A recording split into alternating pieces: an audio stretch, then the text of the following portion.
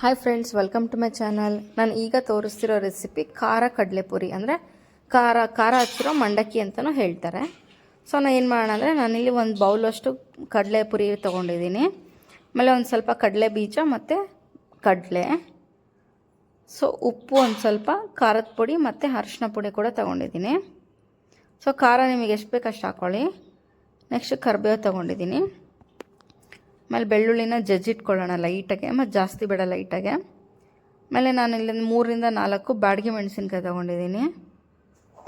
Next ಏನಂದರೆ ಮತ್ತು ಸಾಸಿವೆ ಜೀರಿಗೆ ಒಂದೊಂದು ಸ್ಪೂನಷ್ಟು ತೊಗೊಂಡಿದ್ದೀನಿ. ನೆಕ್ಸ್ಟ್ ಏನು ಮಾಡೋಣ ಅಂತಂದರೆ, ಒಂದು ಬಾಣಲಿ ಇಟ್ಬಿಟ್ಟು ಬಾಣಲಿಯಲ್ಲಿ ಸ್ವಲ್ಪ ಎಣ್ಣೆ ಹಾಕೋಣಂತೆ. ನೀವು ಎಣ್ಣೆ ಜಾಸ್ತಿ ತಿಂತೀರಂದರೆ ಇನ್ನೂ ಸ್ವಲ್ಪ ಜಾಸ್ತಿ ಹಾಕ್ಕೊಳ್ಳಿ.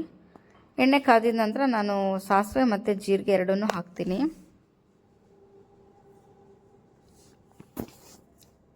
ಸೊ ನೆಕ್ಸ್ಟ್ ನಾನು ಕಡಲೆ ಬೀಜ ಮತ್ತು ಕಡಲೆ ಏನು ತೊಗೊಂಡಿದ್ನ ಅದನ್ನು ಹಾಕಿಬಿಟ್ಟು ಮೀಡಿಯಮ್ ಆರ್ ಲೋ ಫ್ಲೇಮಲ್ಲಿ ಅದನ್ನು ಫ್ರೈ ಮಾಡ್ಕೊಳ್ಳೋಣ ಅಂತ ನೀಟಾಗೆ.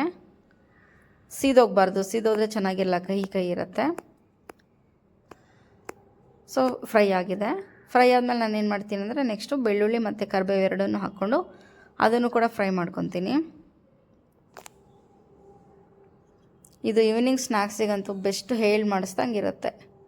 ಅದಾದಮೇಲೆ ನೆಕ್ಸ್ಟ್ ಏನು ಮಾಡ್ತೀನಿ ಅಂದರೆ, ನಾನು ಬ್ಯಾಡಗಿ ಮೆಣಸಿನ್ಕಾಯಿ ಏನು ತೊಗೊಂಡಿದ್ದಲ್ಲ ಅದನ್ನು ಕೂಡ ಹಾಕ್ತೀನಿ. ಹಾಕಿ ಅದನ್ನು ಕೂಡ ಮಿಕ್ಸ್ ಮಾಡ್ಕೊಳ್ಳೋಣ. ಆವಾಗ ಕ್ರಿಸ್ಪಿಯಾಗಿ ಚೆನ್ನಾಗಾಗುತ್ತೆ. ನೆಕ್ಸ್ಟು ಅರಿಶಿನ ಪುಡಿ ಹಾಕ್ಕೊಳ್ಳೋಣ.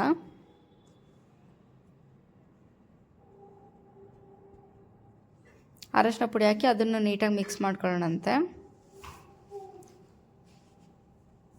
ನೆಕ್ಸ್ಟು ಉಪ್ಪು ಹಾಕ್ತಾಯಿದ್ದೀನಿ. ಉಪ್ಪು ನೋಡಿ ಹಾಕ್ಕೊಳ್ಳಿ, ಜಾಸ್ತಿ ಆದರೆ ಚೆನ್ನಾಗಿರಲ್ಲ, ಯಾಕಂದರೆ ಕಡಲೆಪುರಿನೂ ಸ್ವಲ್ಪ ಉಪ್ಪೇ ಇರುತ್ತೆ. ಸೊ ಉಪ್ಪು ಹಾಕಿದಾದ್ಮೇಲೆ ನಾನು ಒಂದು ಸ್ಪೂನಷ್ಟು ಸಕ್ಕರೆ ಹಾಕ್ತಾಯಿದ್ದೀನಿ. ಸಕ್ಕರೆ ನಿಮ್ಮ ಚಾಯ್ಸು, ನಿಮಗೆ ಬೇಕಂದರೆ ಹಾಕ್ಕೊಳ್ಳಿ, ಇಲ್ಲಾಂದರೆ ಬೇಡ, ಬಟ್ ಹಾಕಿದ್ರೆ ಟೇಸ್ಟ್ ಚೆನ್ನಾಗಿ ಕೊಡುತ್ತೆ.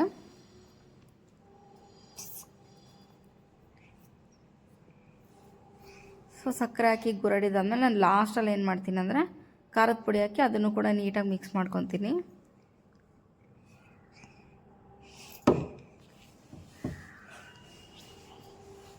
ಅದೆಲ್ಲ ಮಿಕ್ಸ್ ಆಗಿ ಸ್ವಲ್ಪ ತಣ್ಣಗಾಗಬೇಕು. ತಣ್ಣಗಾದ್ಮೇಲೆ ನಾನು ಕಡಲೆಪುರಿ ಹಾಕಿ ನೀಟಾಗಿ ಮಿಕ್ಸ್ ಮಾಡ್ತೀನಿ ಅದನ್ನು. ಸೊ ಬಿಸಿ ಇದ್ದಾಗಲೇ ಮಾಡಬೇಡಿ, ಮತ್ತು ಕಡಲೆಪುರಿ ಎಲ್ಲ ಮೆತ್ತಗಾಗ್ಬಿಡುತ್ತೆ. ಸೊ ತಣ್ಣಗಾದ್ಮೇಲೆ ಮಿಕ್ಸ್ ಮಾಡ್ಕೊಳ್ಳಿ. ಇದನ್ನು ಮಂಡಕ್ಕಿ ಅಂತಲೂ ಅಂತಾರೆ, ಪುರಿ ಅಂತಲೂ ಅಂತಾರೆ, ಕಡಲೆಪುರಿ ಅಂತಲೂ ಹೇಳ್ತಾರೆ.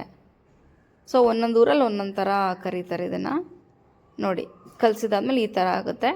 ಈವ್ನಿಂಗ್ ಅಂತೂ ಸಕ್ಕತ್ತಾಗಿರುತ್ತೆ, ಟ್ರೈ ಮಾಡಿ, ನಿಮ್ಮೆಲ್ರಿಗೂ ಇಷ್ಟ ಆಗುತ್ತೆ. ಆಮೇಲೆ ಬೇಗನೂ ಆಗಿಬಿಡುತ್ತೆ, ಹಾರ್ಡ್ಲಿ ಒಂದು 5-10 ಮಿನಿಟ್ಸಲ್ಲೇ ಆಗೋಗ್ಬಿಡುತ್ತೆ. ಸೊ ಕಾಫಿ ಟೀ ಜೊತೆಗೆ ಬೆಸ್ಟ್ ಕಾಂಬಿನೇಷನು. ನನ್ನ ಚಾನಲ್ ಸಬ್ಸ್ಕ್ರೈಬ್ ಮಾಡಿಲ್ಲ ಅಂದರೆ ಈಗಲೇ ಸಬ್ಸ್ಕ್ರೈಬ್ ಮಾಡಿ ನನಗೆ ಸಪೋರ್ಟ್ ಮಾಡಿ. Thank you so much.